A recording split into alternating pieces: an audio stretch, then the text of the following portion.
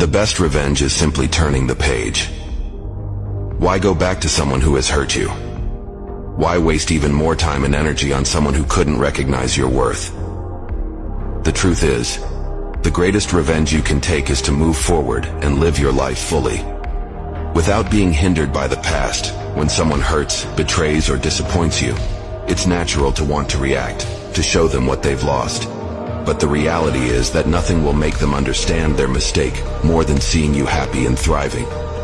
Without them, they will realize that they let go of someone exceptional, someone strong, capable of overcoming obstacles and moving forward by turning the page. You free yourself, affirm that you deserve better than what they offered, and give yourself the chance to move towards something better. So, don't look back with bitterness or regret.